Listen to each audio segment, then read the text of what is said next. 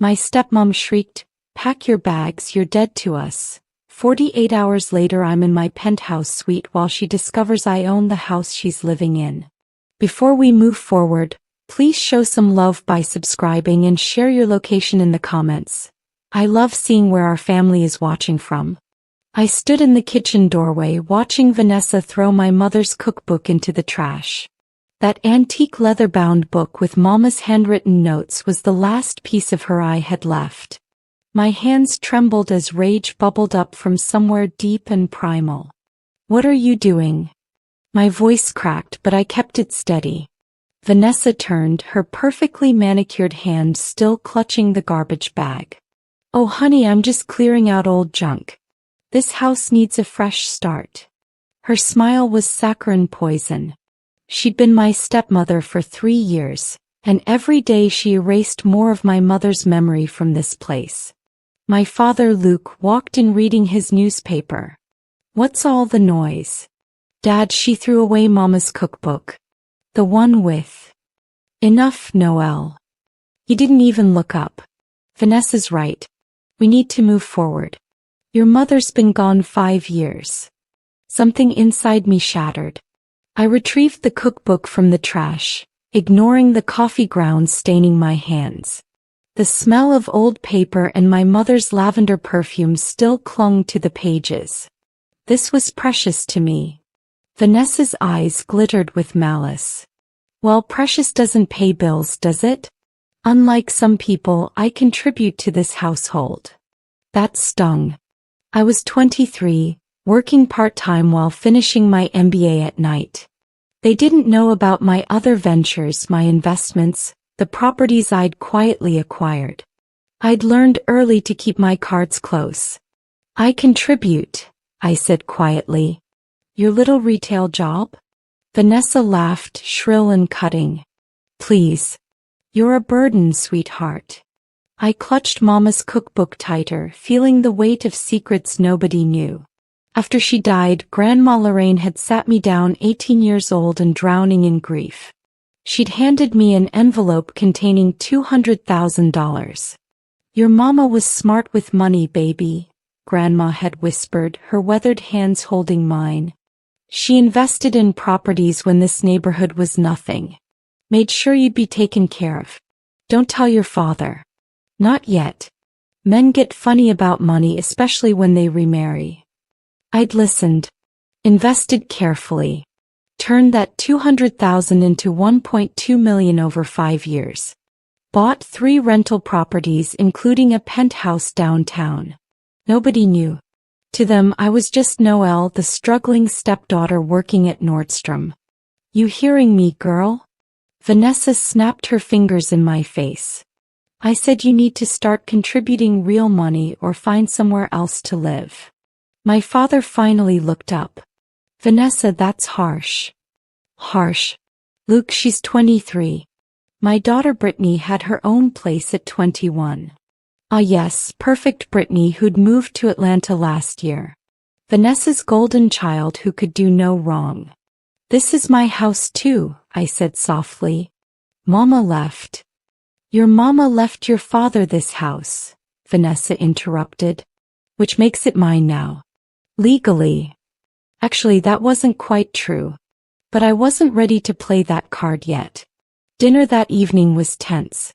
Vanessa had invited her sister, Patricia, and her obnoxious husband, Leonard. They sat at our dining table like they owned the place, Patricia's judging eyes following my every move. "So Noelle," Leonard said, mouth full of pot roast, "still playing store clerk? When you gonna get a real job?" I cut my meat carefully. "I'm finishing my MBA. Then I'll..." "MBA?" Patricia laughed. "Honey, those are for people with ambition. What's your GPA, like 2.5? "Actually, it's 3.9, I said quietly.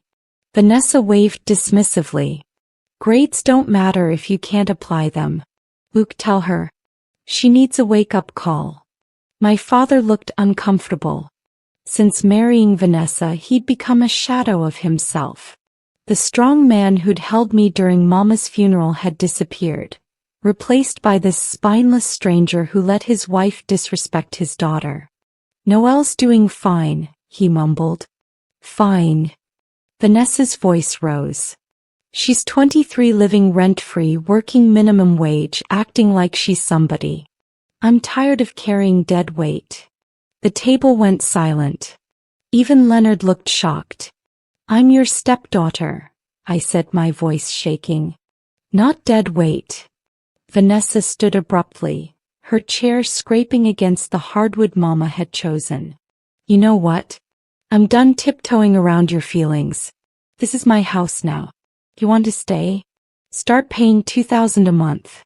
Rent. Due by the 1st. $2,000. In this neighborhood that was actually below market rate. But Vanessa didn't know I could write that check without blinking. I met with my attorney, James Crawford, the next morning. His downtown office overlooked the city, glass and steel reflecting the morning sun. James was 56, sharp as a tack, and had managed my mother's estate with discretion. "She wants to charge you rent?" James leaned back, fingers steepled. "In the house your mother left in trust?" "She doesn't know about the trust," I reminded him. "Mama's will left the house to Dad with the understanding it would eventually come to me. Vanessa thinks it's all his." James pulled out a folder. "No, your mother was very specific. The house is held in trust until you turn 25 or your father remarries, whichever comes first. The moment he married Vanessa 3 years ago, the house transferred to you. Your father has lifetime residency rights, but you're the owner." My hands trembled as I held the deed. My name, Noelle Marie Johnson. Owner of 4782 Oakwood Drive. The house I'd grown up in, where Mama had planted roses, where Dad had taught me to ride a bike. "Why didn't we tell them?" "Your mother's instructions were clear. She wanted you to have leverage when you needed it. She knew your father might remarry. Wanted to protect you. Mama always was 3 steps ahead." "There's more," James continued. "Your investments are performing excellently. Your net worth is now $1.4 million. You also own that penthouse on 5th Avenue, 2 rental properties generating $8,000 monthly, and commercial property in the warehouse district." I was rich. And nobody knew. I returned home to chaos. Vanessa had packed my belongings into garbage bags and stacked them in the driveway. My clothes, books, photographs, everything thrown together like trash. Neighbors were watching, whispering, their curious eyes feeding on my humiliation. "What the hell is this?" I demanded, marching inside. Vanessa stood in the living room, arms crossed, victorious smile plastered across her face. My father sat on the couch, head in his hands. "I told you. $2,000 or get out. You didn't take me seriously.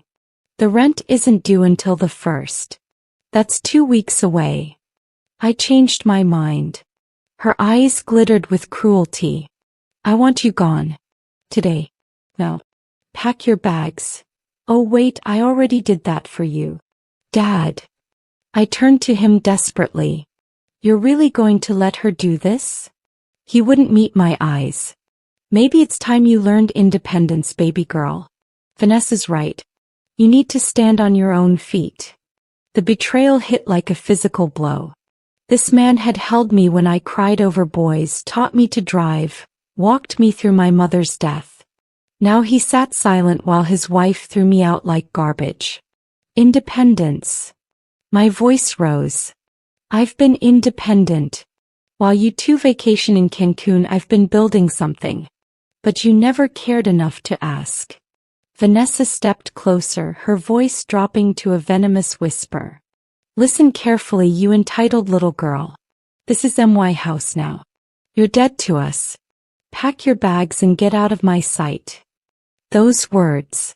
"You're dead to us." Something inside me shifted, calcified into cold determination. "Okay," I said quietly. "I'll leave." I loaded my garbage bags into my 10-year-old Honda, the car they thought was my only asset. Vanessa watched from the doorway, satisfaction radiating from her like heat. Patricia and Leonard had come over, apparently for the entertainment. "This is sad," Patricia announced to no one in particular. A grown woman with nowhere to go. I closed my trunk carefully. My hands had stopped shaking. The initial shock had burned away, leaving something colder, sharper. "Where will you go?" Leonard asked, feigning concern. "Got friends who'll take you in?" "I'll figure it out," I said. My father finally emerged, looking older than his 52 years. "No, I'm sorry it came to this, but nothing, Dad. You made your choice." He tried to hug me. I stepped back. The hurt in his eyes almost made me waver. "Almost. Call me when you get settled," he said weakly. "Sure." We both knew I wouldn't. As I drove away, I watched the house shrink in my rearview mirror.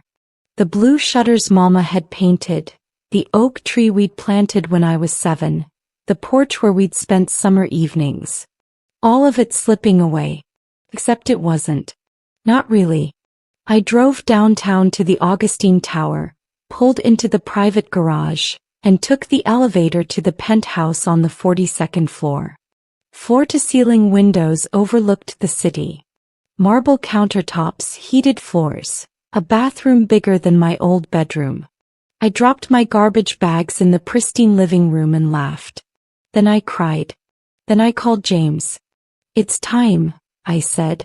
"Send the papers." My penthouse was sanctuary and statement. 3,000 square feet of hardwood, exposed brick and glass. I'd bought it 18 months ago for cash, $800,000. The previous owner was desperate to sell during a divorce. His loss my gain.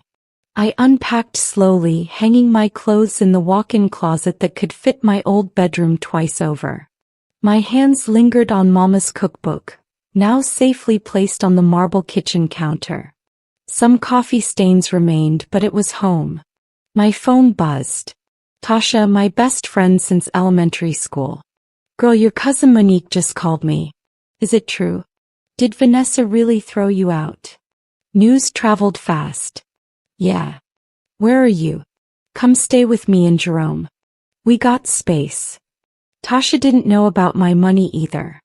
I'd kept that secret tight, telling only James and Grandma Lorraine, who'd passed 2 years ago.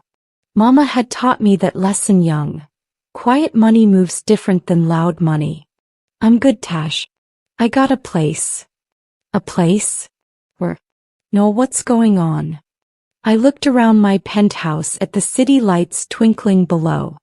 "Come over tomorrow. I'll explain everything. Text me when you're free."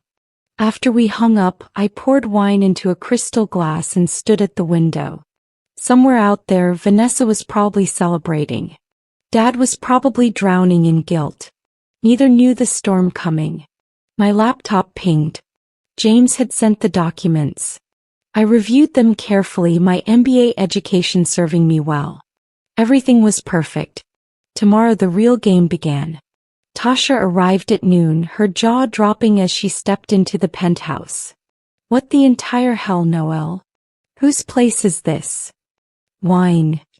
She spun around, taking in the kitchen with its restaurant-grade appliances, the living room with its designer furniture, the view that cost more than most people's annual salary. "Excuse me? You're what now?" I poured her coffee from my espresso machine and told her everything. Grandma's inheritance, my investments, the rental properties, the trust. Tasha listened, her eyes growing wider with each revelation. "So you've been rich this whole time? While Vanessa called you a burden?" "Not rich. Comfortable. And building." I showed her my portfolio on my laptop. I wanted to make sure it was real before telling anyone. Wanted to prove I could do it. "Girl." Tasha set down her coffee. "You've been playing chess while they were playing checkers." "Something like that." "So what now? You gonna tell them?" I smiled and Tasha actually looked nervous. "Better. I'm going to show them." My phone rang. Unknown number. I answered. Is this Noelle Johnson? A woman's voice, professional. Speaking. This is Sandra Mills from Chase Bank. I'm calling regarding 4782 Oakwood Drive. We have Luke Johnson here attempting to take out a home equity loan, but our records show you're the property owner. We need your authorization to proceed. My blood went cold then hot. I'm the owner? Yes, ma'am. The deed transferred 3 years ago. Did you not know? Oh, I knew. But now Vanessa and Dad were about to find out. I drove to Chase Bank with Tasha riding shotgun. The branch manager, Sandra Mills, was a black woman in her 40s with intelligent eyes and a no-nonsense demeanor. Miss Johnson. He shook my hand firmly. This is an unusual situation. My father sat in the office looking confused and anxious. Vanessa stood beside him, her expression darkening when she saw me. What's Sissy doing here? Vanessa demanded. Sandra's voice was ice. She's the property owner. Without her signature, you cannot borrow against this property. The color drained from Vanessa's face. That's impossible. Luke owns that house. His first wife left it to him. Actually, I said, pulling out the documents James had provided, Mama left it in trust. The house transferred to me the moment Dad remarried. 3 years ago. I slid the deed across Sandra's desk. My father picked it up with shaking hands, reading his late wife's careful provisions. She'd protected me from beyond the grave. You've owned the house this whole time? Dad's voice broke. Yes. Then why didn't you say something when Vanessa asked for rent? When she threw you out? I met his eyes, letting him see the hurt there. Would you have believed me? Or would you have accused me of lying? He looked away. We both knew the answer. Vanessa's face twisted with rage. This is fraud. You can't just. It's completely legal, Sandra interrupted. The trust was properly executed. Miss Johnson has been the rightful owner for 3 years. You've been living in her house. The silence was deafening. Vanessa's carefully constructed world was crumbling, and I felt no sympathy. None at all. We moved to a conference room. Sandra had called in the bank's attorney to document everything. My father looked shell-shocked, but Vanessa's shock was morphing into calculation. Okay, fine, she said, her voice sticky sweet. So there was a misunderstanding. Well, honey, let's go home and talk about this. We're family. Family. I laughed, sharp and bitter. You threw me out yesterday. Called me dead to you. Had my belongings in garbage bags in the driveway while the neighbors watched. I was upset. You know how I get. I know exactly how you get. I turned to my father. Dad, I need to know something. Did you know about the trust? He nodded slowly. Your mama told me before she died. Said she wanted to protect you. I forgot about it, honestly. With everything happening after she passed. You forgot you don't own your house? I thought. Vanessa and I were married. What's mine is hers. I didn't think it mattered. It mattered when she threw your daughter out. Vanessa leaned forward. Let's be reasonable. We can work this out. You can charge us rent. A fair amount. We'll pay. I pulled out my phone and played a recording. My voice. This is my house too. Mama left. Then Vanessa's voice, crystal clear. Your mama left your father this house. Which makes it mine now. Legally. I'd been recording since the cookbook incident. Protecting myself. You knew it wasn't yours, I said quietly. You just assumed I didn't know better. Vanessa's mask finally dropped. You manipulative little bitch. Sandra stood. I think we're done here. I sat in James's office 3 days later, signing documents. Eviction papers. My father had lifetime residency rights per Mama's trust, but Vanessa didn't. She had 30 days to vacate. You sure about this? James asked gently. She called me dead to her. Threw me out like trash. She made her choice. My phone had been blowing up. Vanessa calling, texting, begging. Patricia calling me ungrateful. Leonard threatening legal action they had no grounds for. Even Brittany called from Atlanta, outraged on her mother's behalf. But Dad hadn't called. That hurt more than anything. Tasha came over that evening with Thai food and wine. We sat on my balcony, the city spreading before us like a carpet of lights. You really doing this? She asked. What would you do? Same thing. But I'm petty. He grinned. You're supposed to be the level-headed one. Maybe I'm tired of being level-headed. Maybe I'm tired of being underestimated. My phone rang again. Dad this time. I almost didn't answer.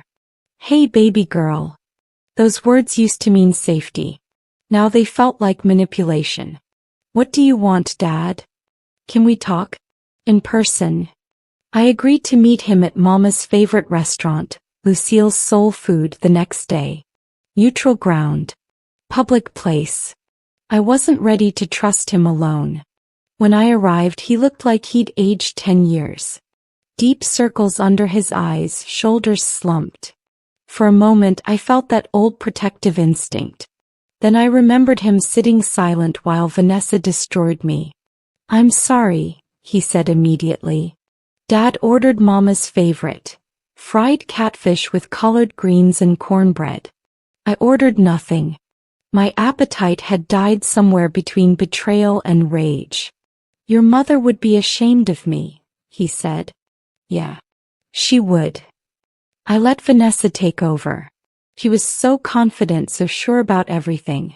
After your mama died, I felt lost. Vanessa seemed to have all the answers. So you let her erase Mama. Let her disrespect me. Let her throw me out of my own house. He flinched. I thought I was helping you be independent. By humiliating me. Dad, she called me dead to her. You sat there and let her. I know. God, no, I know. I failed you. Tears streamed down his face. I failed your mama too. She trusted me to protect you, and I chose my ego and comfort over my daughter. His words were everything I'd needed to hear 3 days ago. Now they felt too late. Vanessa has to leave, I said firmly. The eviction stands. I understand. I'm leaving too. That surprised me. You don't have to. The trust says. I can't stay in that house without your mama and now without you. It's not home anymore. He reached across the table and I let him take my hand. But I'm leaving Vanessa. I already filed for divorce. My heart clenched. Dad. She showed me who she really was when she threw you out. I was too weak to stop her then, but I won't be weak anymore. Your mama deserved better. You deserve better. We sat in silence, grief and relief mixing into something complicated and painful. I'm proud of you, he finally said. Your mama would be too. 6 weeks later, I stood in my childhood home, now truly mine. Vanessa was gone, her belongings cleared out, her presence scrubbed from every corner. Dad had taken an apartment downtown, close to his accounting firm. We had dinner once a week now, rebuilding slowly. I'd hired contractors to restore Mama's vision. The walls she'd painted lilac, the garden she'd planted, the kitchen where she'd created magic. All of it coming back to life. Tasha helped me hang pictures in the living room. Mama in her wedding dress, young and radiant. Me at 10 missing my front teeth. Dad teaching me to fish. A family that once was. You keeping it or selling it? Tasha asked. Keeping it. Maybe rent it out. Maybe live here again someday. I smiled. Options are nice. My phone buzzed. A text from Luke. Dinner Sunday? My place? I'll cook your mama's jambalaya. I typed back. I'll bring dessert. We weren't fixed. Might never be fully fixed. But we were trying, and that counted for something. Vanessa had sent one final text last week. "You'll regret this. You're vindictive and cruel." I'd blocked her without responding. Some people never learn that consequences aren't cruelty. They're just accountability. I locked up the house and drove back to my penthouse as sunset painted the sky orange and gold. My phone rang. A developer wanting to discuss my warehouse property. A tenant reporting a minor repair need. The property manager confirming next month's rental income. I was 23, a property owner, a landlord, a woman building an empire mama would be proud of. I'd been called dead, worthless, a burden. But I was alive, thriving, and finally free. In my penthouse suite, I raised a glass to the city, to mama, to the future I was creating one choice at a time. Vanessa had wanted me gone. She got her wish. Just not the way she'd imagined. And that made all the difference.